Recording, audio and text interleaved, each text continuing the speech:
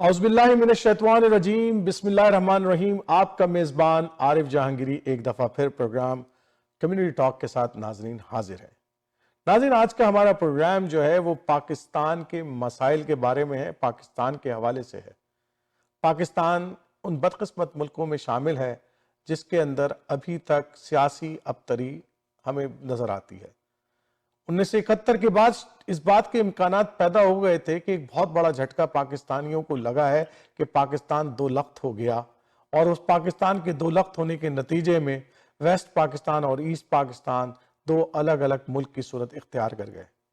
भुट्टो साहब की सूरत में एक नया ज़बरदस्त किस्म का लीडर, विजनरी लीडर हमारे सामने आया, जिसने पाकिस्तान को आइन दिया और जिसने रोटी कपड़ा और मकान का नारा लगाया है कि हर पाकिस्तानी का हक है।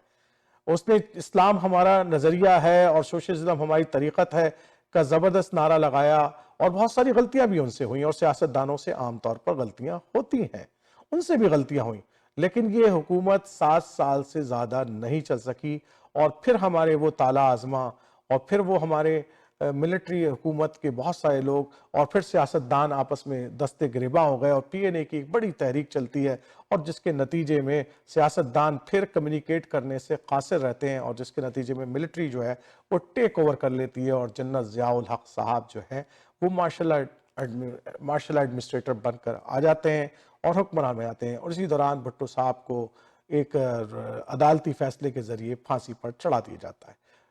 उसके बाद हम आगे बढ़ते हैं और फिर तला आजमाओं को इस बात की जरूरत पड़ती है कि किसी ना किसी तरीके का जमहूरी निज़ाम जो है वो रखा जाए पाकिस्तान के अंदर। जोनीजो साहब की सूरत में उनको एक वजीर आज़म मिलता है, गैर जमाती इंतखाबात कराए जाते हैं, सब कुछ होता है। जोनीजो साहब आते हैं। जोनीजो साहब के बारे में लोगों की अक्सर राय आज भी मौजूद है कि उनसे ज़्यादा शरीफ आदमी और उनसे ज़्यादा बेहतर आदमी और बहुत अच्छे इंसान थे वो, और एक अच्छे वजीर आज़म थे जिन्होंने आते साथ ही बहुत सारे जो अखराजात थे उनकी कमी की, और बड़ी गाड़ियों को छोटी गाड़ियों, हुक्मरान जो वज़ीरा थे उनको छोटी गाड़ियों पर सफ़र करने पर मजबूर किया। लेकिन जनाब ताला आज़माओं को और हमारे बहुत सारे जो इस्टेब्लिशमेंट है उनको ये बात पसंद नहीं आई, बहुत सारी बातें उनकी पसंद नहीं आई। जब जोनीजो साहब बैरून मुल्क सफ़र कर रहे थे उनकी हुकूमत का तख्ता उलट दिया गया, और बिला आखिर जनाब उनको हटा दिया गया। एक दफ़ा फिर जो है वो एक सियासी बहरान पैदा हुआ, और इसी दौरान ज़ियाउल हक साहब जो है वो एक तैयारे के हादसे में और उनके साथी जो है वो शहीद हो गए, और उसके बाद पाकिस्तान के अंदर ग़ुलाम इसहाक़ साहब का जो है एक दौर शुरू होता है। ग़ुलाम इसहाक़ साहब के दौर में जो इलेक्शन हुए उस दौरान बेनज़ीर साहिबा जो है पाकिस्तान लौटी, और 1988 में बेज़बरदस्त मेजॉरिटी के साथ उन्होंने एक अच्छी मेजॉरिटी के साथ इलेक्शन जीता। लेकिन पंजाब के अंदर नवाज शरीफ साहब अपनी PLMN जो है वो मजबूत करने में कामयाब हो गए, और वो यहाँ पर एक मजबूत हुकूमत के तौर पर उन्होंने शुरू किया। बेनज़ीर साहिबा की हुकूमत 2 साल से ज़्यादा नहीं चल सकी, और वो फिर जनाब ग़ुलाम इसहाक़ खान ने उसको करप्शन के उसके अंदर लपेट कर एक नए इलेक्शन का ऐलान किया, और उसके नतीजे में नवाज शरीफ साहब आए, और नवाज शरीफ साहब आए उनको भी लपेट दिया गया, और फिर इलेक्शन हुआ, और फिर बेनज़ीर साहिबा आई, और फिर उनको फारूक लुगारी साहब ने लपेट दिया, और इस तरीके से एक सिलसिला चलता रहा। हमारे यहाँ 2-2.5 साल 3 साल का सिलसिला चलता रहा, और पीपल्स पार्टी और PLMN के दरमियान एक कॉन्फ्लिक्ट, एक तसादुम रहा। आपस में बैठकर बात करने के से एक दूसरे पे करप्शन के इल्ज़ामात लगाते रहे, और हमारी जमहूरियत जो है वो इसी तरीके से सड़क पर लुढ़कती रही। और बिलाखिर उसके नतीजे में क्या हुआ, फिर एक दफ़ा ताला आज़माओं को फिर मौका मिल गया, और ये उस वक्त मौका मिला जब नवाज शरीफ साहब एक बड़ी अक्सरियत के साथ हुक्मरान बनकर आए, और उन्होंने आकर बहुत सारी तब्दीलियां करने की कोशिश की जो कि हमारी इस्टेब्लिशमेंट को आम तौर पर पसंद नहीं आती। जैसा कि इमरान खान के ज़माने में हुआ, जैसे इमरान खान साहब के साथ हुआ कि जब हम चैलेंज कर लेते हैं, हम एक बड़ी, हमारे पास एक मेजॉरिटी होती है, और उसके नतीजे में हम समझते हैं कि हम बड़ी से बड़ी तब्दीली पाकिस्तान के अंदर कर देंगे, तो ऐसा नहीं है। बहुत सारे हमारे पावर कॉरिडोर हैं, उनका बड़ा ख्याल रखना पड़ता है, उनको साथ लगाकर चलना पड़ता है, उनके साथ मिलकर चलना पड़ता है, तो फिर आप हुकूमत कर सकते हैं, वरना आप हुकूमत भी नहीं कर सकते। और यही नवाज शरीफ साहब के साथ हुआ। नवाज शरीफ साहब की हुकूमत को लपेट दिया गया, और तैयारा केस जो उनके ऊपर एक झूठा इल्ज़ाम लगाया गया कि उन्होंने तैयारा साजिश केस किया, और उसके नतीजे में उनकी हुकूमत को लपेट दिया गया और उन्हें जेल के अंदर बंद कर दिया गया। और जनाब मुशर्रफ साहब जो एक दफ़ा फिर حکمرانی کے سیٹ پر بیٹھے، اور اس دوران بہرحال نواز شریف صاحب نے اور بیرونی جو ہمارے دوست ہیں ان کی مدد سے ان کو بیرون ملک جانے میں اور جلا وطن ہونے کا موقع دیا گیا، اور ایک ان کے ساتھ دستاویزات پہ ان کے سائن کرائی گئی کہ وہ کچھ عرصے کے لیے موجنیات کے 10 کے لیے 15 کے لیے بہرحال ان کو جو ہے ملک سے باہر جو ہے وہ چلے گئے۔ لیکن بہرحال نواز شریف صاحب کے متعلق ایک بات کہی جا سکتی ہے کہ بڑے کنسسٹنٹ آدمی تو ہے، وہ جناب اس ہمت نہیں آ رہے، وہاں سے بیٹھ کر وہ سیاست کرتے رہے، اور اس کے نتیجے میں کیا ہوا، پھر اپنے لیے جو ہے ایک جگہ بنانے میں پاکستان کے اندر کامیاب ہوئے، اور جناب اور اس دوران جو ہے پیپلز پارٹی اور پی ایل این نے بہت سارے چوٹے کھانے کے بعد جمہوریت کا ایک ڈاکومنٹ جو ہے سائن کیا، اور اس ڈاکومنٹس کے نتیجے میں یہ طے پایا کہ نہ تم ہمارے خلاف، جب تم حکومت آؤ تو ہم تمہیں کرنے دیں گے، اور جب ہم حکومت میں آئے تو ہمیں حکومت کرنے دینا، اور ہمیں 5 سال پورے کرنے دینا۔ یہ معاہدہ کسی حد تک جو ہے وہ کارگر ثابت ہوا، اور ہم پچھلے آج کی تاریخ تک ہم یہ دیکھتے ہیں کہ ابھی تک ہمارے یہاں 3 حکومت ہو چکے ہیں، 2 حکومت ہمارے یہاں پر 5 سال نواز شریف صاحب نے پورے کیے، اور پھر 5 سال زرداری صاحب نے پورے کیے۔ لیکن اس دوران جو سب سے بڑا ہوا یہ کہ پھر یہ دونوں پارٹیاں، کیونکہ ان کا تو معاہدہ آپس میں تھا، انہوں نے تو اپنی ٹرمز پوری کی، لیکن جب عمران خان صاحب الیکشن جیت کر آئے تو ان کو ٹرم پوری نہیں کرنے دیا گیا، اور ان کے خلاف جو ہے وہ ایک عدم اعتماد کی تحریک لے کر آئی گئی، اور جناب ان کو ہٹا دیا گیا، اور جس کے نتیجے میں جو سیاسی انتشار برپا ہوا ہے اور معاشی انتظار بھی برپا ہو گیا ہے، اور یہی وجہ ہے کہ ایک دفعہ پھر میں وہ حالات دیکھتا ہوں جو 1977 میں پیدا ہوئے تھے، جب پی این اے کی تحریک اور بھٹو صاحب کی تحریک چل رہی تھی، اور دونوں ایک دوسرے کے ساتھ کمیونیکیشن کرنے کے لیے تیار نہیں تھے، اور جس کے نتیجے میں کیا ہوا کہ ایک دفعہ پھر جو ہے وہ اسٹیبلشمنٹ نے جو ہے وہ ان سب کو فارغ کر حکومت کرنے کا ارادہ کیا۔ تو خدا نہ خواستہ ایک دفعہ پھر جمہوری ادارے اگر آپس میں بیٹھ کر بات نہیں کریں گے اور اس مشکل صورتحال سے پاکستان کو نہیں نکالیں گے، میں مانتا ہوں عمران خان صاحب آپ کی بہت ساری باتیں درست ہوں گی، لیکن آپ کو بہرحال یہ فیصلہ کرنا ہوگا کہ آپ کو انہی سیاسی اداروں کے ساتھ بیٹھ کر بات کرنی ہے۔ ہمارے پاس یہی سیاسی ادارے ہیں، ہمارے پاس یہی لوگ ہیں، چاہے وہ آپ ان کو جو بھی سمجھتے ہو، لیکن آپ کو اگر سیاست میں رہنا ہے تو آپ کو ان سے ساتھ بات کرنی پڑے گی۔ یہ کوئی پاکستان کی کرکٹ ٹیم نہیں ہے جس میں 11 کھلاڑی آپ کی طرف ہیں اور 11 کھلاڑی ان کی طرف ہیں۔ یہ 22 کروڑ لوگوں کا ملک ہے جس کے اندر ہر طبقہ فکر کے لوگ رہتے ہیں، اور ان کو سب کو ساتھ لے کر چلنا پڑے گا۔ اس لیے آپ کو بھی اپنے رویے میں نرمی کرنی پڑے گی، اور اسی طریقے سے حکمران پی ڈی ایم کے اندر جو لوگ موجود ہیں انہیں بھی اپنے رویے کو بدلنا ہوگا، اور یہ بدلے رویے ہی جمہوریت کو دوبارہ پٹری کے اوپر ڈال سکتے ہیں۔ اسی پروگرام کی اسی بات پر گفتگو کرنے کے لیے آج میں نے اپنے مہمانوں کو 2 مہمانوں کو دعوت دی ہے، اور آئیے ہم ان سے آپ کی ملاقات کراتے ہیں۔ مسعود عبدالی صاحب ہوسٹن سے، جو کہ ہمارے زبردست قسم کے جناب سوشل اینڈ پولیٹیکل اینالسٹ ہیں، اور ہمارے انٹرنیشنل افیئرس کے پروگرام میں اکثر و بیشتر جو ہے آپ کو نظر آتے ہیں، اور بہت زبردست کالمنسٹ ہیں، اور بہت سارے اخبارات کے اندر کالم وغیرہ بھی لکھتے ہیں۔ میرے دوسرے مہمان جناب عمران حق صاحب ہیں۔ عمران حق صاحب کو میں نے اس لیے آج دعوت دی ہے کہ کل میں ایک دعوت کے اندر مدعو تھا، اور وہاں پر جناب عمران حق صاحب سے گفتگو ہو رہی تھی، اور میں نے پوچھا کہ آپ پی ٹی آئی کے اتنے بڑے سپورٹر کیوں ہیں؟ تو میں نے ان سے کچھ گفتگو کی، اور میں نے سوچا کہ یار گفتگو بڑی دلچسپ ہے، کیوں نہ آپ لوگوں کے ساتھ بھی شیئر کیا جائے، اس لیے عمران حق صاحب کو بھی جو ہے نا آج کے اس پروگرام کے اندر ہم نے دعوت دی ہے۔ تو ناظرین پہلے چلتے ہیں، اور مسعود عبدالی صاحب سے جو ہے وہ ایک چھوٹی سی بات پوچھتا ہوں، کیونکہ آپ کو اندازہ ہے کہ مسعود عبدالی صاحب جو ہے وہ کالم لکھتے ہیں پاکستان کی معاشی حالات، جس کا میں نے ذکر آپ کو انٹرو کے اندر بھی کیا ہے، وہ حالات صحیح نہیں ہے۔ مسعود عبدالی صاحب جناب مسعود عبدالی صاحب پہلے جی فرمائیے۔ میں نے کہا کہ مسعود عبدالی صاحب پاکستان کی اس وقت جو معاشی حالت ہے، اور بہت بڑا تذکرہ چل رہا ہے، نہ صرف یہ کہ پاکستان کے جو جرائد، اخبارات، رسائل، میڈیا، ہر طرف آپ کو جو ہے نا یہ نظر آ رہا ہے کہ پاکستان کے معاشی حالات جو ہے وہ بڑے زبردست قسم کے خراب ہیں۔ آپ کیسے دیکھ رہے ہیں اس کو، کہ کیا کوئی کچھ حالات بہتر ہوتے ہوئے آپ کو نظر آ رہے ہیں؟ شکریہ عارف۔ دیکھیے، پہلی بات تو میں اعتراف کروں کہ جو سوال آپ نے پوچھا ہے، میری معلومات اس کے بارے میں بڑے سطحی قسم کی ہیں۔ آپ کو پتا ہے کہ میں ارضیات کا طالب علم ہوں، اور ہم زمین کے نیچے دیکھنے کے قائل ہیں، اور آپ معاشی آسمان کی بات کر رہے ہیں۔ ظاہر ہے وہ تھوڑا سا میرا جو تجزیہ ہے شاید حقیقت پسندانہ نہ ہو۔ پھر عمران حق صاحب یہاں موجود ہیں، اور آپ کو معلوم ہے کہ ہمارے تحریک انصاف کے ساتھی ذرا نازک مزاج ہوتے ہیں جب تنقید کی جائے تو اس لیے میں قبل از معذرت کر رہا ہوں۔ دیکھیں معاشی حالات آپ کو معلوم ہے کہ ایک وقت میں نہیں ٹھیک ہو، ایک مہینے میں، ایک دن میں، ایک 4 دنوں میں خراب نہیں ہوتے. اس کی بنیادی جو یعنی اس کا آغاز ہوا تھا، عمران صاحب کے سب اختلاف کر سکتے ہیں کہ جو عمران صاحب کے وقت میں معاہدہ ہوا تھا آئی ایم ایف سے تیل کی قیمتیں بڑھانے کا تسلسل کے ساتھ، یعنی اس کو ٹیکس اس کو مسلسل بڑھانا تھا، غالباً 50 روپے یا 60 روپے فی لیٹر لیوی بڑھانی تھی. وہ آپ کو پتا ہے کہ سیاسی وجوہات کی بنا پر نہیں کیا گیا. نتیجے طور پہ وہ تیل کی قیمت بڑھتی رہی. اور اس کے بعد جب معاہدہ کیا نئی حکومت نے آ کر کے آئی ایم ایف سے، تو آئی ایم ایف نے پرانے جو ہے وہ بھی قرضے چکائے. انہوں نے کہا بھی وہ اس کو بھی ٹھیک کرو. تو نتیجے طور پر جو پالیسی بنی وہ بڑی تکلیف دہ تھی پاکستانی عوام کے لیے، آپ نے دیکھا ہوگا. پھر اس کے بعد ایک اور جو مسئلہ ہوتا ہے معاشیات میں، یعنی معاشی ترقی کے لیے سب سے ضروری جو استحکام ہے، یعنی ہر طرح کا یعنی اقتصادی استحکام، سیاسی استحکام اور امن عامہ کی صورت ہے. اچھا، امن عامہ کا معاملہ یہ الحمدللہ کہ وہ اتنی خراب نہیں ہے پاکستان میں، جتنی پہلے تھی. اس کے مقابلے ہم لوگ کہیں بہتر ہیں.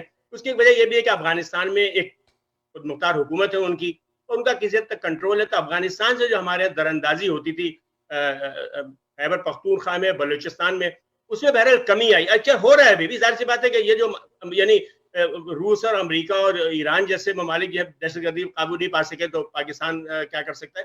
تو ایک ہے کہ امن عامہ کا صورتحال ہے وہ تو اس میں تو قابو ہے پاکستان میں، کسی حد تک صورتحال بہتر ہے. لیکن جو سیاسی صورتحال ہے بدقسمت، یعنی اس میں کسی ایک جماعت کا قصور اس کے اندر نہیں. ہمارے یعنی آپ نے دیکھا گزشتہ 4-5 سالوں کے دوران سیاست میں، یعنی مذہب کے ساتھ ساتھ سیاست میں انتہا پسندی آ گئی ہے. لوگ انتہا پسند ہو گئے معاملات کے اندر. اچھا، یہ انتہا پسندی آپ کو برا لگے گا، آپ کے یہاں بھی آ گئی ہے، میڈیا کے اوپر بھی. میڈیا میں لوگ جو ہے وہ انہوں نے، یعنی پہلے ہوتا تھا کہ صحافی تجزیہ کیا کرتے تھے، اب صحافی سائڈ لیتے ہیں. آپ نے دیکھا صحافی اس کے تجزیے صاف پتہ چلتا ہے کہ وہ کیا کہنا چاہ رہا ہے. تو نتیجے طور پر بہت انتہائی سنجیدہ مثال کے طور پہ آپ تو خود ماہر ارضیات ہیں، یعنی تیل کا بحران ہے. یعنی جس ملک کے اندر 7 ارب مکعب فٹ گیس روزانہ کی ضرورت ہو اور ان کی پیداوار 3 ارب سے بھی کم ہو، یعنی 2 ارب 80 کروڑ مکعب فٹ. اسی طرح پاکستان جس ملک میں 4 لاکھ بیرل تیل روزانہ کی ضرورت ہو اور ملک کی پیداوار 77,000 بیرل ہو، تو آپ سمجھ سکتے ہیں کہ اس کا فرق کیا ہوگا. تو یعنی یہ ایک بہت بڑا جو معاملہ ہے وہ پاکستان کے توانائی، یعنی جو معاشی جو بحران آیا پاکستان میں، اس کی بہت بڑی وجہ توانائی کا بحران ہے. اچھا، توانائی کے بحران میں 2 مسائل ہیں ہمارے. ایک بات تو ہے کہ جو قیمتیں ہوتی ہیں تیل اور گیس کی، پہلے یہ تھا کہ گیس کا مطلب ہم خود نکالا کرتے تھے پاکستان میں، ہماری ضرورت پوری ہو جاتی ہے. آپ کو معلوم ہے ایک زمانے یعنی 3-4-5 سال تک پاکستان میں 6 ارب مکعب فٹ گیس نکلتی تھی روزانہ، اور ہماری ضرورت اتنی تھی تو ہمارا گزارا ہو جاتا تھا اس میں. تو کم از کم گیس کے معاملے میں ہمیں کوئی یعنی مشکل نہیں تھی. لیکن اب گیس کے لیے ہمیں ایل این جی بھی درآمد کرنی پڑ رہی ہے. یعنی ہم جسے کہتے ہیں کہ مایا پیٹرولیم درآمد کر رہے ہیں اور گیس جو ہے ایل این جی بھی درآمد کر رہے ہیں. تو نتیجے طور پر یعنی ملک کے اخراجات میں اضافہ ہوا. پھر ایک اور یہ کہ جو معاشی بحران سارے ملک میں آیا، آپ کو معلوم بہت سارے ملازمتیں ختم ہوئی مشرق وسطیٰ میں، تو پاکستان میں آمدنی کا بہت بڑا جو ذریعہ تھا زر مبادلہ کی، وہ ہمارے کارکن ہیں جو بھیجتے ہیں پیسے پاکستان کے اندر، اس میں کمی آئی کسی حد تک. اچھا، پھر ایک اور جو معاملہ ہے توانائی کے بحران سے جو وجہ گیس، آپ کو پتہ ہے کہ جو پاکستان میں جو ذریعہ مبادلہ کا ذریعہ ہے کمانے کا سب سے بڑا پاکستان، جس میں بڑا میں خراج تحسین پیش کرتا ہوں عمران خان صاحب کو. انہوں نے اپنے یعنی اپنے 3 سال میں بہت ترقی دی ٹیکسٹائل کی صنعت. آپ کو پتا ہے کہ کووڈ کی وجہ سے بنگلہ دیش میں اور ہندوستان میں اور غالباً تھائی لینڈ میں بھی یہ ہوا کہ ان کی فیکٹریاں بند ہوئی، اور بہت سارے جو آرڈر تھے ان کے یورپ کے، وہ اس کو نہیں پورا کر سکے، تو وہ کام پاکستان کو مل گیا. اچھا، اس دوران یہ ہوا کہ آپ کو پتا ہے کہ نواز شریف صاحب نے پرانے دور میں، نواز شریف زیادہ بلکہ شاہد خاقان عباسی نے ایک معاہدہ کیا تھا ایل این جی کا قطر سے، اور انہوں نے گیس پائپ لائن بھی ڈال دی تھی کراچی سے ملتان تک گیس کے لیے. تو نتیجے طور پر یہ ہوا کہ اکثر جو ہماری ٹیکسٹائل ملیں تھیں انہوں نے اپنا جو ہے اس کو گیس پہ شفٹ کر دیا تھا، اور گیس بہت سستی ہوتی ہے بجلی سے. تو نتیجے طور پہ ہماری جو ٹیکسٹائل کی مصنوعات تھیں وہ بڑی اچھی رہی، اور پاکستان نے کوئی 6 ارب اور 7 ارب ڈالر ایک مہینے میں 3 سے 3.5 ارب ڈالر ہر مہینے کماتی تھیں فارن ایکسچینج کی شکل میں پاکستان کی ٹیکسٹائل ملیں. لیکن جب یہ معاشی بحران آیا، معاشی بحران توانائی کا بحران آیا، پیسہ نہیں تھا خریدنے کے لیے ہمارے یعنی ایل این جی، تو نتیجے طور پہ یہ ہوا کہ بہت سی فیکٹریاں جو ہے یا تو بند ہو گئیں ٹیکسٹائل کی، یا انہوں نے اپنے آپ کو سوئچ کر دیا تیل کے لیکن ایک سوال اس میں عبدالی صاحب، جو ایک سوال اس کے اندر بڑا اٹھتا ہے، میں پھر جاؤں گا عمران حق صاحب کی طرف، لیکن میں پہلے اس سوال کو یہاں پر کہ عمران خان کی جو حکومت نے جو اپنا معاشی رپورٹ جب پیش کی تھی، اس کے اندر کچھ ان کے انڈیکیٹرز بہت سارے ایسے تھے جو کہ حکومت کی رپورٹ ہوتی ہے ڈیفینیٹلی وزارت خزانہ اس میں شامل ہوتی ہے، اور وزارت خزانہ کے جو بیوروکریٹس ہوتے ہیں وہ اس میں شامل ہوتے ہیں، وہ ساری چیزیں ملا کے ایک رپورٹ بنتی ہے۔ اس رپورٹ کے مطابق پاکستان کے جو کو جی ڈی پی تھی وہ تقریباً کوئی نہ 6% کو جو ہے نا وہ ٹچ کر رہی تھی، یا 5.5% پہ تھی۔ اس کے علاوہ جو ہم دیکھتے ہیں کہ ایگریکلچر سیکٹر کے اندر عمران خان صاحب کی جو رپورٹ تھی، اس کے اندر بہت ساری چیزیں جو ہیں ہمیں بہتری کی طرف نظر آ رہی تھی کہ ایگریکلچر فیکٹرز کے اندر خاص طور پہ شوگر کین ہو گیا، ویٹ ہو گیا، آپ کے اس طرح کی بہت ساری کراپس تھی جو کہ بہتر انداز میں جو ہمیں نظر آئیں کہ وہ اس کو مینیج کیا جا رہا ہے۔ اس کے علاوہ عمران خان صاحب نے جو مطلب ٹیکسٹائل کی انڈسٹری کا تو آپ نے خود ہی ذکر کیا ہے، اس کے علاوہ اور بھی بہت ساری ایسی انڈسٹریز تھی، ہماری اسٹاک مارکیٹ ایک بہتر پرفارم کر رہی تھی، لیکن آل آف اے سڈن ایسا کیوں ہو گیا؟ میرا سوال ہمیشہ اس یہ، اور میں سوچتا ہوں میں خود ماہر معاشیات نہیں ہوں، لیکن میرا سوال یہ ہے کہ اچانک کیا ہو گیا کہ ایک گورنمنٹ ہٹتی ہے اور ایسا لگتا ہے کہ جیسے کوئی پلگ ہٹ گیا، اور وہ تمام چیزیں جو کہ کل تک پازیٹیو بتا رہی تھیں اور وہ آج پازیٹیو نہیں بتائی، یا تو وہ ساری باتیں جو پہلے بتائی جا رہی تھی وہ جھوٹ پہ مبنی تھیں اور اختراع تھا اس کے اندر، اور جو رپورٹ گورنمنٹ کے بیوروکریٹس دے رہے تھے وہ غلط تھی، جان بوجھ کے غلط دی جا رہی تھی تاکہ عمران خان صاحب کو جو ایک فیلئر دکھایا جائے۔ ایسا کیوں ہے؟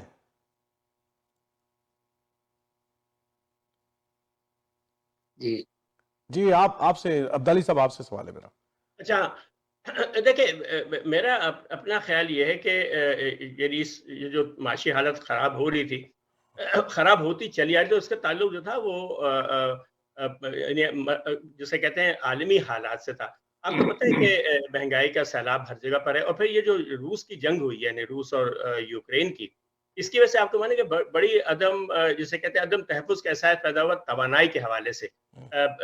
یعنی انہوں نے، آپ کو پتہ ہے کہ یورپی یونین جو ہے وہ اپنے انحصار کم سے کم کرنا چاہتی ہے روسی آئل اینڈ گیس پر، تو انہوں نے بہت زیادہ خریداری شروع کی قطر سے۔ آپ کو پتہ ہے ابھی حال ہی میں صرف ایک مثال دوں، ابھی حال ہی میں پاکستان نے جو ٹینڈر بھیجا اپلوڈ کیا تھا ایل این جی کا، تو اس کا ایک بھی جواب نہیں آیا۔ یعنی کسی کمپنی نے، ہوتا ہے نا مہنگا بیچنا تو اور بات ہے، کسی نے ٹینڈر ہی جمع نہیں کرایا۔ اس کا مطلب یہ ہے کہ لوگوں کے پاس جو آڑتی ہیں ایل این جی کے، ان کے پاس اتنا زبردست آرڈر موجود ہیں کہ وہ اب چھوٹے ملکوں کو یعنی ایل این جی دینے کو تیار نہیں۔ آپ کو پتہ ہے کہ ابھی حال ہی میں چین نے 30 سال کا معاہدہ کیا ہے، اور ابھی جرمنی نے 15 سال کا معاہدہ کیا ہے، اور وہ قطری جو توانائی کے وزیر ہیں وہ کہتے ہیں کہ جی ہم نے اس کے اوپر اربوں ڈالر خرچ کیے ہیں اپنے ایسٹ جو ان کا وہ یعنی پروجیکٹ ہے اس کے اوپر، تو ہم جو ہے وہ لمبے لانگ ٹرم معاہدے پر کرنا چاہتے ہیں۔ پھر ایک میں بتاؤں کہ جو ایک خرابی رہی ہمارے، کہ وہ جو ہمارے یہاں چور کلچر اور بےمانی اور اس کو پروپیگنڈا کیا گیا۔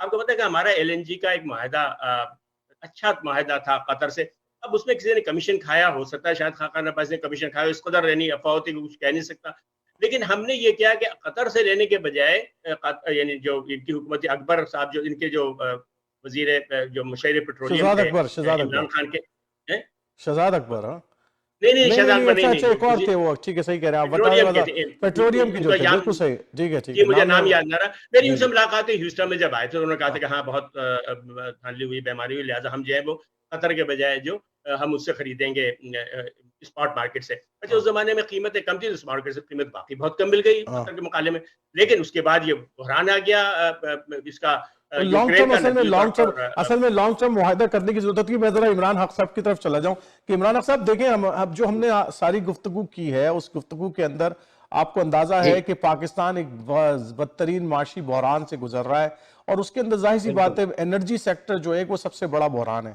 اچھا عمران خان صاحب کی کچھ اچھی باتوں میں ایک بات یہ تھی کہ انہوں نے اس طرف توجہ دی کہ ڈیم بنائے جائیں، اور اس حوالے سے انہوں نے کوئی پیش رفت کرنے کی بھی کوشش کی، کوئی نہ کوئی کوشش کی۔ بہرحال وہ کس حد تک، کیونکہ ڈیم کوئی ایک دن اور 2 دن میں تو نہیں بنتے، ظاہر بات ہے اس کے لیے سالوں لگ جاتے ہیں، اور پھر وہ آپ کو ایک پیسہ ریکوائرڈ ہوتا ہے، وہ چیزیں ہوتی ہیں، بہرحال ایک معاشی بحران ہے۔ اچھا آپ مجھے بتائیے کہ اس تمام معاشی بحران کے اندر آپ جیسے لوگ جو چاہتے ہیں کہ عمران خان دوبارہ آ جائیں، حکمران بن جائیں، تو پہلے تو آپ لوگ کیوں چاہتے ہیں کہ وہ دوبارہ حکمران بنے؟ پہلے بتائیں گے۔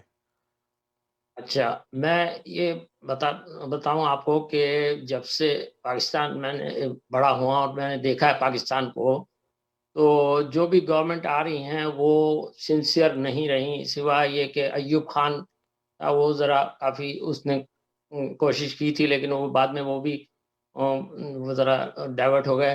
اس کے بعد جتنی بھی حکومتیں آئیں، پھر یہ آئے اپنے بھٹو آئے، انہوں نے بھی کوشش کی، لیکن یہ بھی ڈائیورٹ ہوئے، اور ان کی سنسیئرٹی اور دوسری چیزیں وہ ملک کے لیے نہیں دکھیں کہ وہ سچے ملک کے مخلص تھے۔ اس کے بعد پھر یہ بے نظیر اور یہ سب آئے، اور ہم نے ان کو دیکھا، یہ سب لوگ ان کا مفاد صرف اسی میں تھا کہ وہ پیسے بنائیں اور اپنی جائیدادیں بنائیں اور اپنے جو وارثین ہیں ان کو اس میں فکس کریں، تاکہ وہ ان کو بعد میں ان کی جگہ وہ لے لیں۔ تو اس طرح سے ہم جو دیکھ رہے ہیں، تو اس ہمارے ملک کے لیے سنسیئر لوگوں کی بہت کمی ہے، اور اس میں ایک واحد شخص اور اس کی کچھ ٹیم کے ممبرز مجھے دکھتے ہیں۔ عمران خان جو ہے وہ کافی سنسیئر لگتا ہے اور حب الوطن ہے، اور اس کو قوم کا درد ہے، اور وہ اپنے ملک میں ہی رہنا چاہتا ہے۔ اس نے کوئی جائیداد اپنی نہیں بنائی باہر، اور دیکھیے اپنی فیملی کو بھی اس نے وہاں رکھا ہے، لیکن اس کا کوئی ایسا انٹرسٹ نہیں ہے کہ وہ اپنے بچوں کو اپنے بعد ان کو بھی لا کے یہاں کھڑا کرے، بلکہ وہ ایک ایسے نظام کی طرف جانا چاہتا ہے کہ جس میں جو میجارٹی جس کو وہ کہے اچھا، کہ وہ ایک تصحیح میں آپ کو کر دوں، بڑی زبردست قسم کی تصحیح ہے عمران حق صاحب۔ جب جی بھٹو صاحب تھے نا، بھٹو صاحب جب حکمران تھے تو ان کا بھی جی کوئی بیٹا بچہ جو ہے نا حکومت میں نہیں تھا اس وقت، اور وہ مطلب کوئی ایسی کسی پوزیشن پر نہیں تھا جس پہ وہ نظر آتے ہوں۔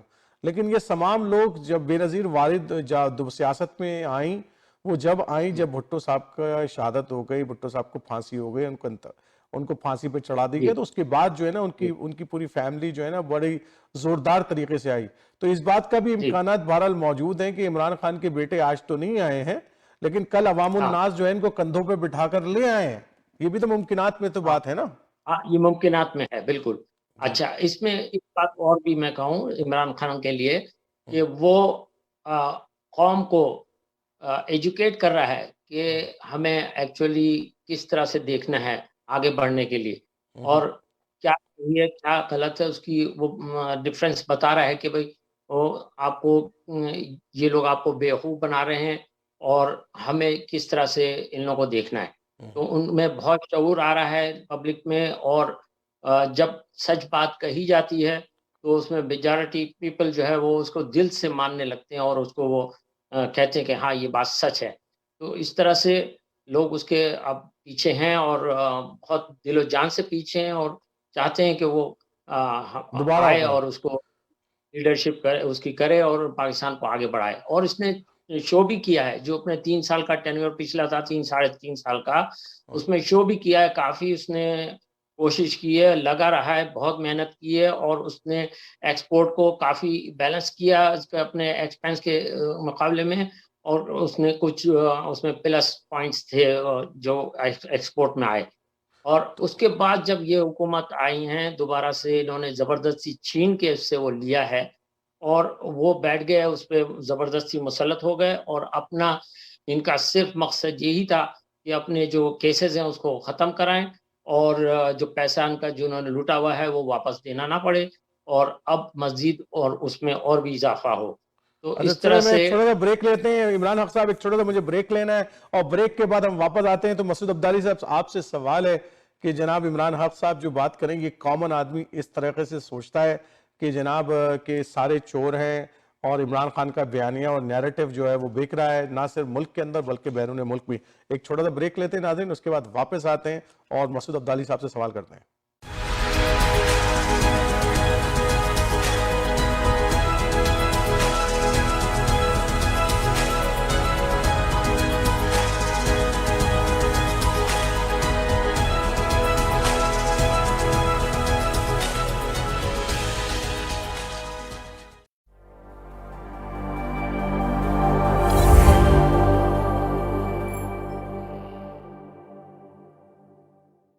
A harsh but true reality is that clean drinking water is inaccessible to many people living in third world countries. With the support of our donors, Muslim Welfare Canada has been successful in providing clean water through the digging of water wells and the installation of hand pumps for people living in remote and desert regions. Donate a well for $2,000 or a hand pump for $600. Call 1-866-754-3111 or visit mwcanada.org.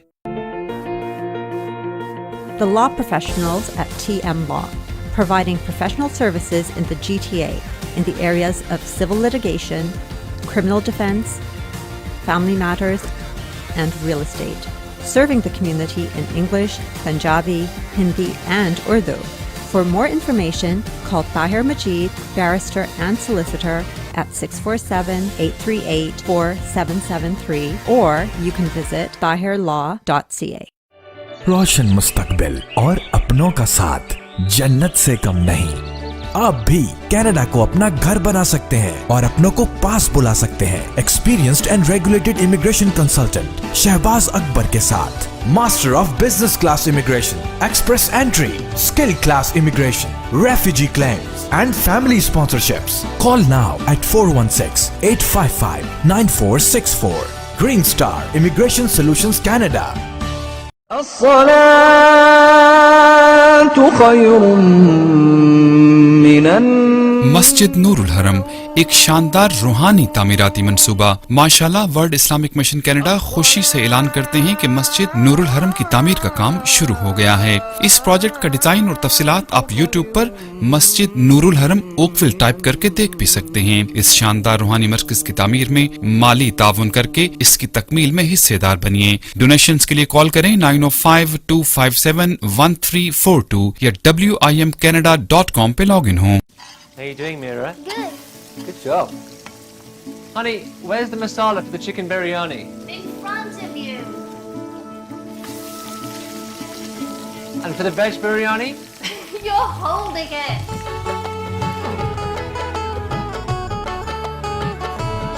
तेल मसाला को बहुत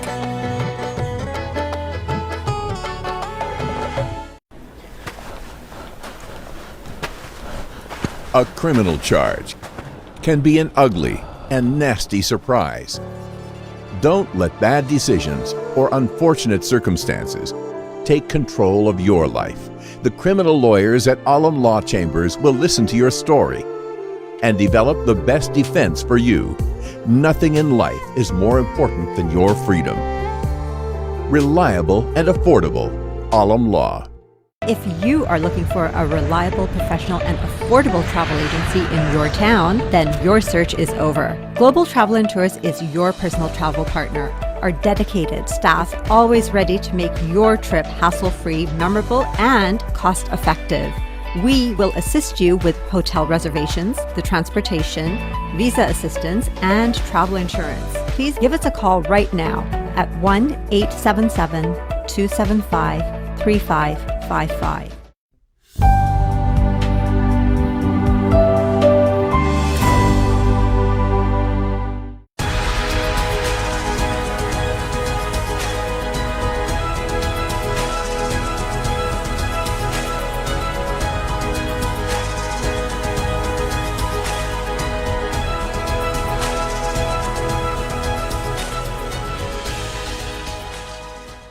तो नाज़रीन, वक्फे से पहले जनाब हम गुफ्तगू कर रहे थे कि इमरान खान साहब के एक सपोर्टर से और इमरान हक साहब, और वो बता रहे थे हमें, और यही कॉमन आदमी सोचता है जिस तरीके से इमरान हक साहब सोच रहे हैं कि वो कॉमन आदमी एक उम्मीद की नज़र से देखता है।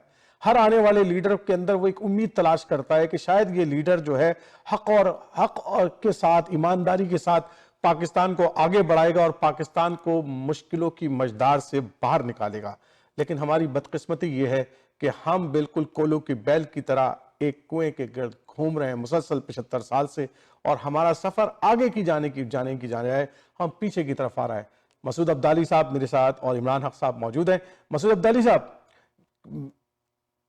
تو یہ جو سفر ہے ہمارا، اور ہم یہ جو میوزیکل چیئر بھی دیکھتے ہیں پاکستان کی سیاست کے اندر کہ کبھی جناب سیاستدان جو آپس میں بیٹھ کر کمیونیکیٹ نہیں کرتے، بات نہیں کرتے، اس کے نتیجے میں یہ ہوتا ہے کہ پھر کوئی تالا ازما آتا ہے اور جناب ان سب کی بساط کو لپیٹ کر خود جم جاتا ہے، اور پھر جناب ایک عرصہ اس بات کی تمام سیاستدان مل کے جد و جہد کرتے ہیں کہ جناب اس مارشاء اللہ کو ختم کیا جائے، طاغلازمہ کو ختم کیا جائے، جمہوریت کو دوبارہ بحال کیا جائے، بڑے بڑے وعدے ہوتے ہیں، بڑی بڑی باتیں ہوتی ہیں، اور پھر کچھ عرصہ ہم دیکھتے ہیں کہ جمہوریت آگے بڑھتی ہے اور پھر وہ جمہوریت پھر اسی مجدار میں پھنس کر رہ جاتی ہے جہاں وہ پہلے تھی، اور یہی پچھلے 75 سالوں کا سفر ہے ہمارا۔ تو کیا یہ سفر پاکستان کی قسمت میں اور پاکستان کے لوگوں کی قسمت میں کیا اسی طرح کا سفر موجود ہے، یا آگے آنے والے وقتوں کے اندر آپ کوئی امید کی کرن دیکھتے ہیں؟ عمران خان کی صورت میں ایک کرن موجود ہے اور عمران حق صاحب اس کرن کے پیچھے ہیں ایکچولی، تو آپ کیسے دیکھتے ہیں اس کو؟ دیکھیں، عمران صاحب نے جو فرمائی بات عمران کی مقبولیت کے بارے میں، عمران خان کی مقبولیت کے بارے میں، اس میں دو رائے نہیں ہے۔ یہ حقیقت یہ ہے کہ اس وقت اتنا مقبول رہنما پاکستان کی تاریخ میں کمی آئے ہیں، بہت کم ہے۔ اور دوسری بات، جو بیانیے کی مقبولیت کی بات ہے، تو سیاست تو نام ہی ہے بیانیے کا، اصل چیز تو بیانیہ ہے، یعنی سیاست جو ہے وہ تو بیانیے گرد گھومتی ہے۔ یعنی ایک زمانہ تھا کہ لوگوں کا خیال تھا بھٹو روٹی کپڑا مکان بیانیہ تھا، بڑا کامیاب رہا۔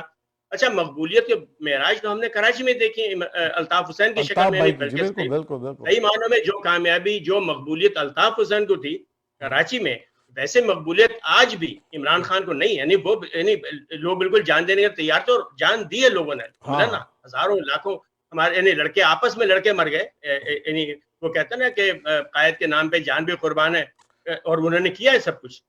اچھا، تو مسئلہ ہے، لیکن یہ ہے، لیکن دو تین باتیں میں کہنا چاہتا ہوں۔ یہ جو ایک بیان یہ ہے نا کہ حکومت ختم کی گئی، امریکہ کے تعاون سے زبردستی ختم کی گئی، لوگ مسلط کیے گئے، یہ کہنا دیکھیں میرا خیال ہے کہ ناانصافی اس سے آپ کو پتہ ہے پارلیمانی نظام کے اندر نمبر گیم ہوتا ہے، یعنی وزیر اعظم کو نصف سے ایک ووٹ زیادہ ظاہر کرنا ہے اگر اس کو وزیر اعظم کے نشست پر رہنا ہے۔ آپ کو معلوم 1918 کے انتخابات میں، 2018 کے انتخابات میں عمران خان کو سادہ اکثریت نہیں ملی تھی، یعنی واضح اکثریت نہیں ملی تھی۔ انہوں نے کیا تھا، ووٹ نہیں تھے ان کے پاس، جی انہوں نے باپ اور ایم کیو ایم اور آپ لیگ اور بلوچستان کے مینگل گروپ، اس سے مل کر حکومت بنائی۔ اچھا، ہوا یہ کہ یعنی یہ چیزیں جوڑ توڑ چلتے رہتی ہیں۔ انہوں نے، یہ کمال ہے زرداری صاحب کا کہ انہوں نے آپ کے علاوہ سب کو اپنے ساتھ ملا لیا، اور اس لحاظ سے ان کی جو ہے وہ اکثر ختم ہو گئی، پھر نیا وزیر اعظم منتخب ہو گیا۔ تو یہ کہنا میرا خیال ہے، اچھا آپ یہ کہہ رہے ہیں، مجھے ایک منٹ کہتے ہیں، میں آپ کو سوال کا جواب دوں، پاکستان کا مستقبل کیسے بہتر ہوگا، یہ آپ فرما رہے ہیں نا۔ دیکھیں، دنیا میں وہی اقوام ترقی کرتی ہیں جہاں آئین پر عمل درآمد ہوتا ہے۔ جن ملکوں ہم رہ رہے ہیں، امریکہ کینیڈا میں، کیا فرق ہے ہمارے ملک؟ لیکن ان ملکوں میں یہ ہے کہ آئین و قانون پر عمل ہوتا ہے، اس کے بغیر کام نہیں چلے گا۔ آپ نے دیکھا ہوگا ٹرمپ صاحب نے بھی جو ہے ریبل کی کوشش کی تھی، اور کیا کہا تھا غدار ہے، خود ان کی پارٹی نے تو مخالفت کی، انہوں نے کہا نہیں، انتخابات ہو گئے، اب ہم جو ہے وہ ہم پسند نہیں ہمیں بائیڈن، ہمیں ٹرمپ ہی پسند ہے، لیکن بہرحال جب چونکہ انتخابات ہو چکے، اب آپ کہہ رہے ہیں دھاندلی ہوئی، جو کچھ بھی ہوا، ہم اس نظام کو جو ہے وہ تلپٹ نہیں کریں۔ اس سے پیچھے کی مثال دے رہا ہوں آپ کو، مانیں کہ 2000 کے انتخابات میں ال گور صاحب اور بش کے درمیان مقابلہ تھا، اور فلوریڈا کی ایک نشست ایک کاؤنٹی کے اوپر فیصلہ ہونا تھا۔ آپ کا پتہ ہے کہ وہ جنوری تک معاملہ چلتا رہا، اور اس کے بعد معاملہ سپریم کورٹ گیا۔ جنوری میں ال گور نے شکست تسلیم کر لی، اور اس نے یہ کہا، اس کے سرعی الفاظ مجھے آتے یاد، اس نے کہا کہ ال گور کے صدر نہیں بننے سے امریکہ کا نقصان نہیں ہوگا، لیکن اگر جمہوریت پر شک غالب ہو گیا تو امریکی حکومت، امریکی نظام نہیں چل سکے گا۔ میں اس لیے میں اپنے ذاتی مفاد کے اوپر اس ملک کے مفاد کو قربان نہیں کر سکتا۔ دیکھیں، جو تبدیلی آئی ہے، یعنی اس کو چاہے عمران خان تسلیم کرے نہ کرے، وہ تبدیلی انہوں نے پیسے خرید کے کیا، یہ مجھے اس بات سے مطلب نہیں، لیکن قانونی طور پر ووٹنگ ہوئی پارلیمان میں، اور میجورٹی نے عدم اعتماد کا اظہار کیا۔ دنیا میں ہر جگہ ہوتا ہے، یعنی کوئی نئے پاکستان میں ایسا نہیں ہوا ہے۔ یورپ کے ملکوں میں ہر 2 مہینے کے بعد ایک پتہ ہے کہ یورپ کی زیادہ تر حکومتیں مخلوط ہے، وہاں عام طور سے اسرائیل ہماری بہترین مثال ہے۔ اسرائیل میں 4 سال کے دوران 6 انتخابات ہوئے ابھی 1 مہینہ پہلے، اور وہاں یہی ہوتا ہے، پارلیمان بنتی ہے، اپنی وہ ایک الائنس بناتے ہیں، اور اس کا حکومت ٹوٹ جاتی ہے۔ تو میرا جو کہنے کا مطلب یہ ہے کہ اگر واقعی تو نا ملک کو چلانا چاہتے ہیں. تو اس لیے کہ آئین جو ہے نا وہ دراصل ایک عمرانی معاہدہ ہے. عمران خان والا معاہدہ عمرانی معاہدہ ہے. مختلف اقوام کے دوران پاکستان جو ہے وہ مختلف لسانی اکائیوں کا ملک ہے, اور ہم نے یہ معاہدہ کیا 1973 متفقہ طور پر سب مل کر کے, سارے قوموں نے مل کر کے متفق ہے کہ ہم اس دستور کے مطابق اپنی حکومت چلائیں گے. تو میرا خیال یہ ہے کہ اگر ہم آئین دیکھیں, آئین کی پاسداری ہمارے یہاں, ہم بہت ساری چیزیں جو ریالٹی کا ہماری حصہ ہے, ہمارے یہاں بہت سارے پاور سیکٹرز ہیں جو اپنی اپنا پاورز گیم رکھتے ہیں اور وہ اپنی اپنی جو ہے نا پوزیشن برقرار رکھتے ہیں. تو میرا خیال ہے کہ اس بات کے اندر تو ایک بات کی حقیقت کے اوپر مبنی ہے کہ کسی کے پاس پرابلم ساری یہ آ رہی ہے اس وقت کہ پچھلے 8, 10, 15 سالوں میں کسی کے پاس تسلسل کے ساتھ کوئی پلان نہیں ہے کہ وہ پاکستان کو معاشی طور پر کس طور پر آگے بڑھائیں گے اور کیا ان کے پاس پلان ہے. ایک لانگ ٹرم پلان نہیں ہے.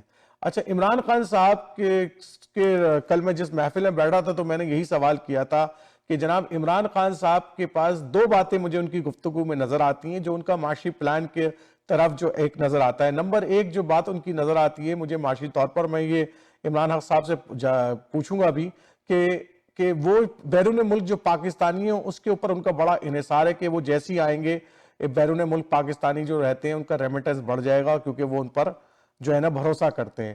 نمبر 1. دوسرا ان کا ایک خاص تھا, وہ آج بھی بولتے ہیں, اور وہ سیاحت کو جو ہے پاکستان کے اندر سیاحت کو ایک بہت ڈیفرنٹ لیول کے اوپر لے کر جانا چاہ رہے تھے, اور اس حوالے سے انہوں نے کام بھی کیا تھا کافی, اور ایک نئی ڈائریکشن دینے کی کوشش کی تھی سیاحت کو. یہ 2-3 جو ان کے بڑے اہداف ہیں جس کے ذریعے وہ, اور انڈسٹریلائزیشن تو ظاہر سی بات ہے وہ نواز شریف صاحب کا بھی کامن ہے, پیپلز پارٹی کا بھی کامن ہے, ان کا بھی کامن ہے, یہ بھی کہتے ہیں, ٹھیک ہے نا, ان کے سب کے پاس ایک انڈسٹریلائزیشن کی ایک بیس تو موجود ہے. تو آپ کے بتائیے کہ آپ کو کہیں مسلم لیگ یا پی ڈی ایم جو اس وقت موجود ہے ان کی کوئی سیاسی پلان آپ کو نظر آتا ہے, یا انہوں نے کہیں ڈیفائن کیا کہ ہمارا یہ سیاسی پلان, ہمارا یہ معاشی پلان اور سیاسی پلان ہے اگلے 5 سال کے لیے اگر میں حکمران بنتے ہیں؟ ہمیں تو نظر نہیں آیا ابھی تک. دیکھیں, پہلی بات تو یہ دیکھیں کہ پی ڈی ایم ایک جماعت ہے ہی نہیں, وہ خود بھی نہیں کہتے. ابھی بھی انتخابات ہوئے ہیں, پی ڈی ایم کی تمام جماعتیں الگ الگ انتخابات الگ الگ لڑائی, بالکل صحیح. کشمیر میں الیکشن لڑا, یعنی یہ الائنس جسے کہتے ہیں, یہ الائنس صرف حکومت سازی کا الائنس دنیا میں ہوتا ہے. یہ جیسے اسرائیل کے اندر 6 پارٹی الائنس حکومت قائم کر رہی, تو یہ جو الائنس, اس لیے پی ڈی ایم کا تو کوئی معاشی نقطہ نظر ہوگا بھی نہیں. نقطہ نظر اگر آپ کو لینا ہے تو مسلم لیگ کا ہو سکتا ہے, پیپلز پارٹی کا ہو سکتا ہے, جماعت اسلام تو بہت چھوٹی جماعت ہے اس پورے. پیپلز پارٹی اور مسلم لیگ آپ کہہ سکتے ہیں ان کا ہونا چاہیے. ان کا جو پلان ہے میرے علم میں نہیں, لیکن بظاہر ایسا لگتا ہے کہ نواز شریف صاحب جو ہے بہت زیادہ صنعت کاری پہ توجہ دیتے ہیں, وہ خود صنعت کار ہیں, ان کو بڑا زوم ہے کہ بڑے صنعت کار ہیں. وہ جو ہے انفراسٹرکچر بنانے پہ, بہرحال موٹر وے کی تعمیر ان کا کام ہے, ماڈرن موٹر ویز کا, یعنی ماڈرن موٹر ویز جو وہ آغاز انہوں نے کیا تھا. پھر جو سیاحت کی بات کر رہے ہیں, مری ہائی وے جو ہے یہ بھی شہباز شریف کے دور میں بنی تھی پنجاب کے اندر.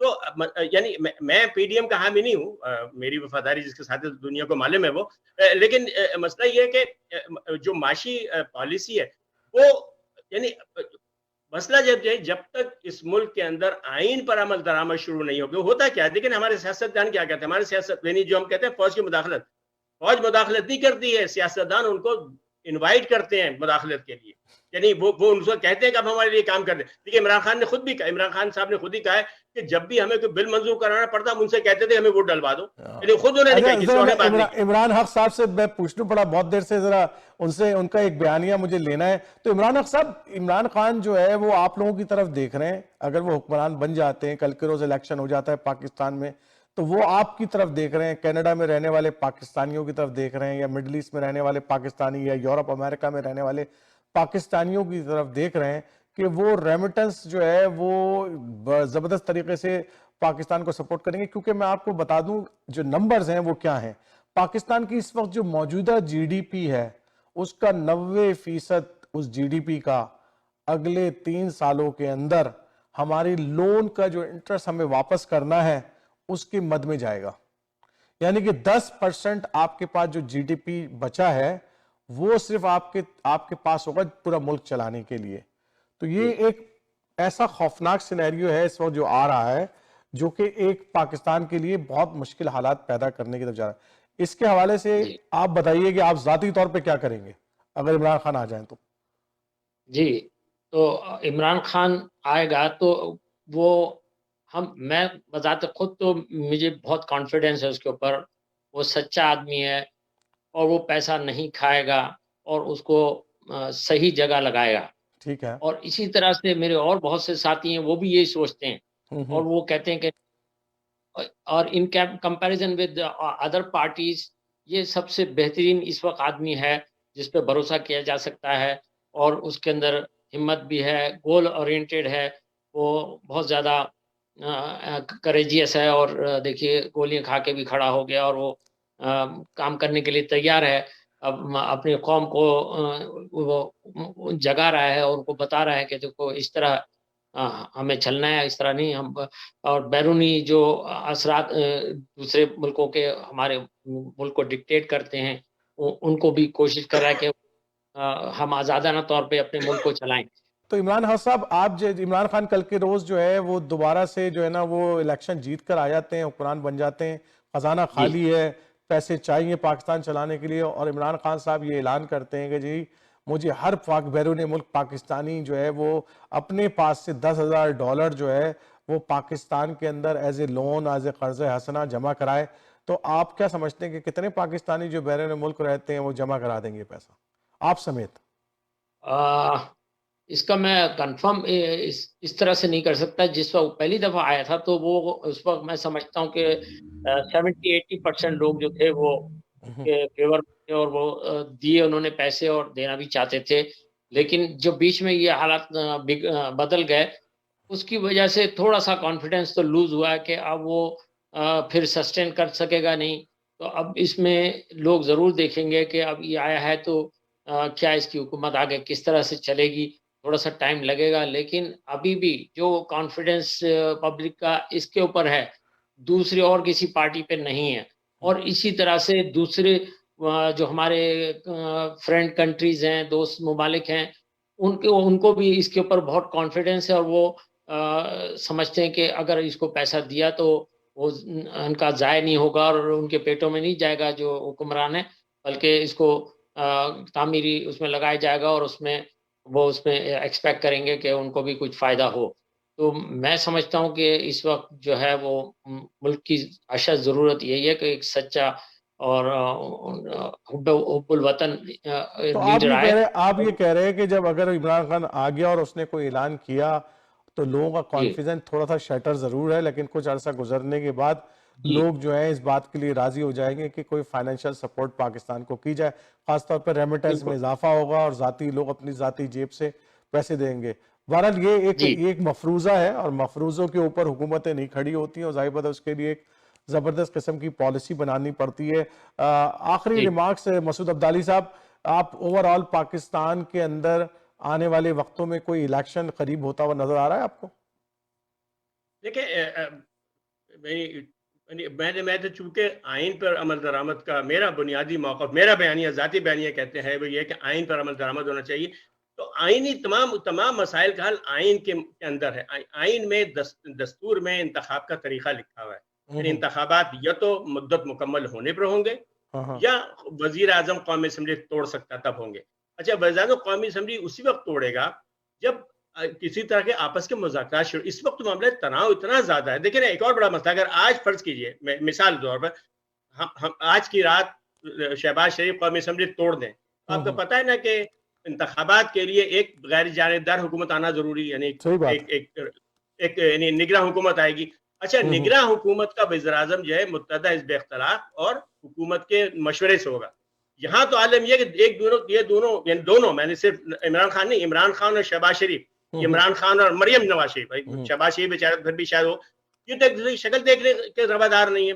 تو سوال یہ پیدا بڑا مسئلہ ابھی یہ ہو جائے گا کہ اگر ابھی, اور انہوں نے یہ کل انہوں نے چودھری صاحب نے یہ بات کہی ہے کہ جو پنجاب کے وزیر اعلیٰ ہیں, انہوں نے کہا کہ مسئلہ اس وقت یہ ہے کہ بہت سارے مسائل ہیں, مطلب ہمیں اعتماد نہیں ہے چیف الیکشن کمشنر کے اوپر, اس کو تبدیل ہونا چاہیے, یہ بڑا مسئلہ ہے. سراج الحق صاحب نے غلطی پیش کی کہ انتخابات جو ہے متراصد نمائندگی پہ ہونا چاہیے, اور ان کا کہنا ہے یہ کہ کچھ اصلاحات بھی ہونے چاہیے تاکہ دھاندلی وغیرہ نہ ہو. اس طرح ای وی ایم کا مسئلہ ہے, اور میں یہ چاہتی ہے تحریک انصاف ای وی ایم آئے, بالکل ہونا چاہیے. میرا خیال ہے کہ اس سے جو کام بھی جس کی وجہ سے شفافیت میں اضافہ ہو جائے ہمارے نظام کے اندر, وہ ہمیں استعمال کرنا چاہیے. اچھا تو لیکن ظاہر اس سب کاموں کے لیے بات چیت کی ضرورت ہے نا, گفتگو کریں آپس میں. لیکن مطلب ہے کہ دونوں فریق, عمران خان کہتے ہیں کہ صاحب میں چوروں کے ساتھ نہیں بیٹھوں گا, وہ کہتے ہیں ہم گھڑی چور کے ساتھ نہیں بیٹھیں گے. دیکھیں نا تو اتنی خراب قسم کی ایک دوسرے کے بارے میں لوگ اصطلاح استعمال کر رہے ہیں. تو مسئلہ جو ہے اس کا یہ ہے کہ انتخابات, میرا اپنا خیال یہ, اگر میری رائے لی جائے تو موجودہ حکومت مینڈیٹ کھو چکی ہے, اس کو عوام کا اعتماد حاصل نہیں ہے, اور لوگ جو ہیں وہ جسے کہتے ہیں کہ میں نے اس میں بہتر یہ ہے کہ نیا مینڈیٹ لیا جائے. اور لیکن نیا مینڈیٹ آنے کے بعد بھی اگر کوئی ہینگنگ گورنمنٹ آ گئی اور پھر کوئی جناب پھر ایک ادھر سے پکڑ ادھر سے پکڑ کر حکومت بنانی پڑی تو پھر یہی حالات ہوں گے, اور 2 سال کے بعد پھر کوئی نئی حکومت پیدا ہوگی, اور یہ بحران سے تو باہر نہیں نکل سکتے. دیکھیں جہانگیر صاحب, ہمیں اس بات پہ گھبرانا نہیں چاہیے. پارلیمان جمہوریت ایسے ہی چلتی ہے, یعنی ہم پتہ نہیں کہ ان لوگ کو ہوتا ہے کہ مضبوط حکومت نہیں ہونا چاہیے, مشاورت والی حکومت ہونا چاہیے. آپ دیکھیں, میں اس کا بہترین مثال ہے نا اسرائیل, یعنی اسرائیل مسلسل جو ہے وہ خانہ جنگی کی شکار ہے, وہاں مسلسل بدامنی ہے. آپ نے دیکھا اس کے باوجود 6 سال سے ان کے 4 انتخابات ہو گئے. ان کے پارلیمان, اس جو وزیر اعظم ان کا ہوتا ہے, 120 کے نظام, 120 کی پارلیمان میں ہمارے نیتن یاہو صاحب کی 32 نشستیں ہیں سر, لیکن وہ حکومتیں چل رہی ہیں. یورپ حکومت, ہم اس وجہ سے ڈرتے ہیں. اس کے اوپر ایک سیپریٹ پروگرام آپ کے ساتھ میں نے کرنا ہے. آئین پر عمل درآمد پھر اگر تمام ہمارے ادارے راضی ہو جائیں تو یہ مسئلہ حل ہو سکتا ہے. نہیں, ہمارا وقت بڑا محدود ہوتا ہے. آپ دونوں حضرات کا بہت بہت شکریہ. میں نے آج کوشش کی کہ پاکستان کے حوالے سے تھوڑی سی گفتگو رکھوں, کیونکہ بھائی ایک بہت بڑی آبادی ہماری پاکستان کی کینیڈا کے اندر رہتی ہے, اور وہ سننا چاہتی ہے کہ پاکستان کے حوالے سے یہاں بیٹھ کر ہم کیا گفتگو کرتے ہیں اور کس طرح سوچتے ہیں. تو ناظرین, میں نے کوشش کی کہ پاکستان کے حوالے سے گفتگو کریں اور پاکستانی کس طرح سوچتے ہیں, یہاں پر کیوں عمران خان کو سپورٹ کرنا چاہتے ہیں. اور دیکھیں, سب سے اہم بات یہ ہے کہ ہم جس ملک کے اندر رہتے ہیں یہاں پر حزب اختلاف اور حزب حکومت دونوں آپس میں بیٹھ کر بات کرتی ہے, کمیونیکیشن ہوتی ہے, اور ایک دوسرے کے ساتھ مل کر معاہدے ہوتے ہیں, اور اس طریقے سے گورنمنٹ کے اندر بات آگے چلتی ہے, اور گورنمنٹ ایک بہتر انداز میں آگے بڑھتی ہے, اور سب اپنا اپنا وقت پورا کرتے ہیں. اور جب یہ فیصلہ ہو جاتا ہے کہ نئے انتخابات کرائے جائیں تو دونوں جو ہے وہ بنیادی طور پر اس بات کے لیے راضی ہوتے ہیں, اور پھر باہر نکل کر جناب ایک زبردست قسم کی کمپین چلتی ہے, اور دوبارہ انتخابات ہوتے ہیں, نئی حکومت آ جاتی ہے. لیکن پاکستان کے اندر بدقسمتی سی یہ ہے کہ وہاں پر کمیونیکیشن, اس وقت جو بحران ہے وہ کمیونیکیشن کا بحران ہے, اور کوئی بھی بڑی سیاسی جماعتیں آپس میں بیٹھ کر بات کرنے کے لیے تیار نہیں ہیں. ان سے خدارہ بیرون ملک پاکستانی بھی یہ بات آپ کو سمجھانا چاہتے ہیں کہ خدارہ بیٹھ کر بات کیجئے, کیونکہ کمیونیکیشن کے ذریعے ہی مسائل کا حل نکلتا ہے, اور سیاست جو نام ہی کمیونیکیشن کا ہے. عارف جہانگیری اگلے ہفتے نئے موضوع اور نئے مہمان کے ساتھ پھر حاضر ہوگا. اس وقت تک کے لیے اجازت دیجیے. السلام علیکم ورحمۃ اللہ وبرکاتہ.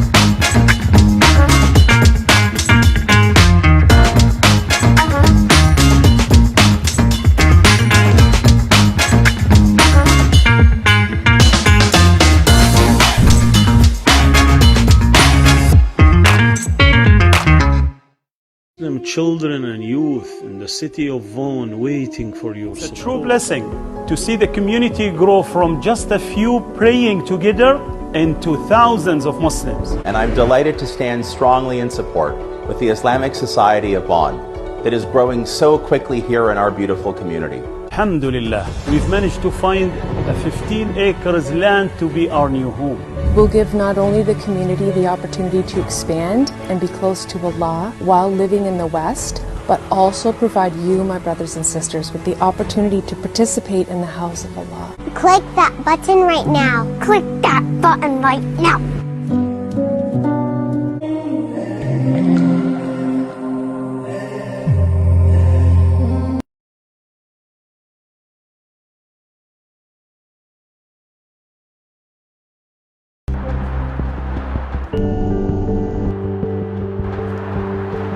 More shopping? Yes, on my home.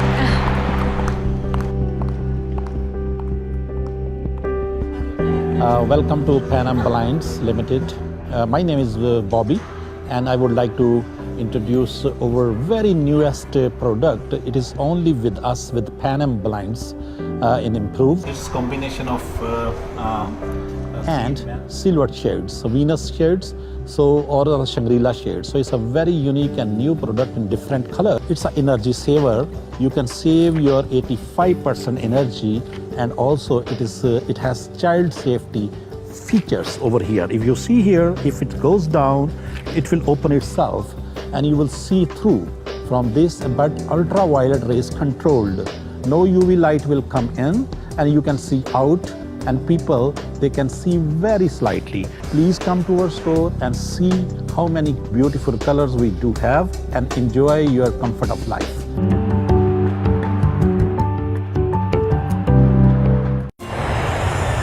अपने प्यारों को बुलाइए कनाडा में बसाइए with ICC Immigration. मुस्तकबिल संवारे आसानी के साथ ICC के साथ. ICC इमिग्रेशन के RD, MD और उनकी professional team head office Mississauga से आपको सर्व कर रही हैं. Business visa, student visa, work permit, sponsorship या किसी भी अप्रूव कैटेगरी में आप अपने प्यारों को कनाडा बुलाना चाहते हैं तो अभी कॉल कर लें 905-461-2424. It's 905-461-2424. ICC Immigration.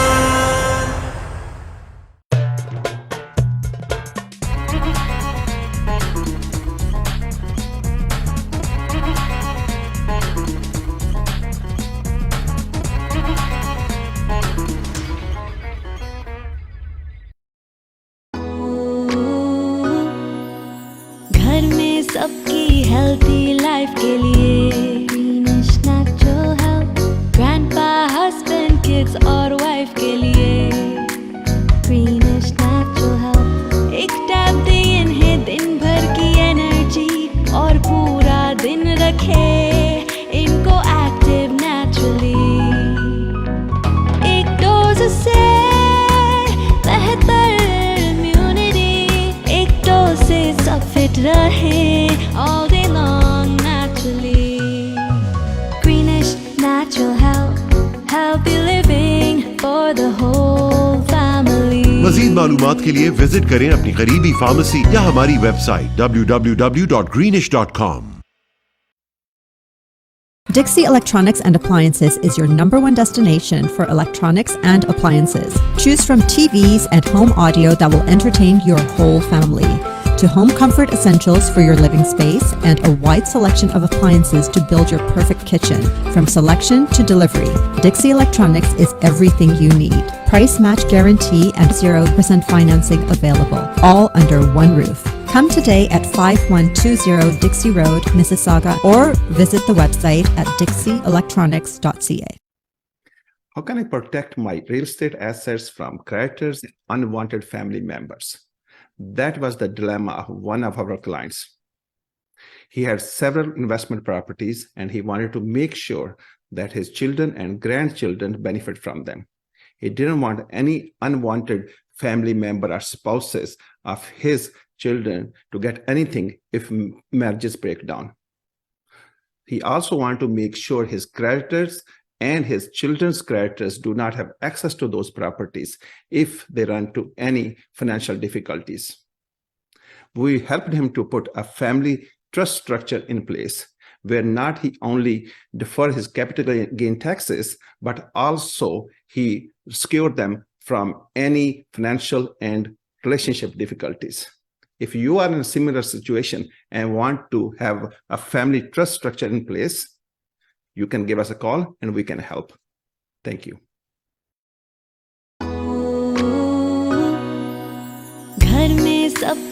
healthy life के लिए Greenish natural health grandpa husband kids और wife के लिए Greenish natural health एक टैब दे इन्हें दिन भर की एनर्जी और पूरा दिन रखे इनको एक्टिव नेचुरली एक डोज से बेहतर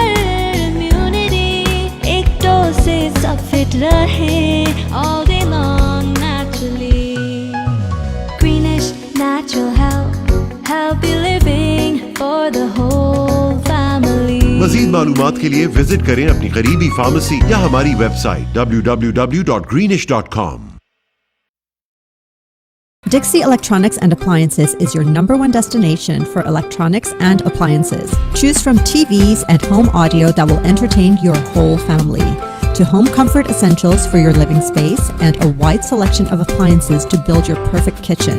From selection to delivery, Dixie Electronics is everything you need. Price match guarantee and 0% financing available, all under one roof.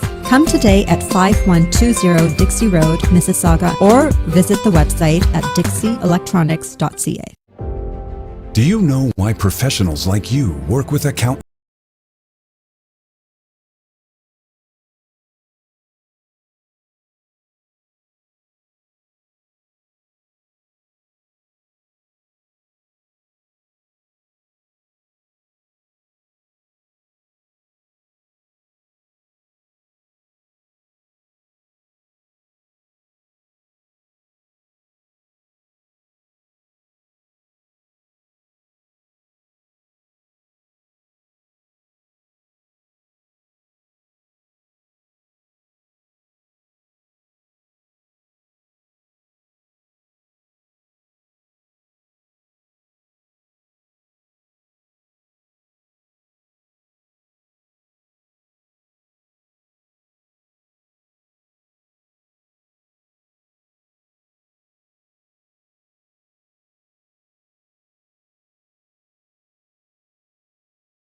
For or visit deanassociates.ca.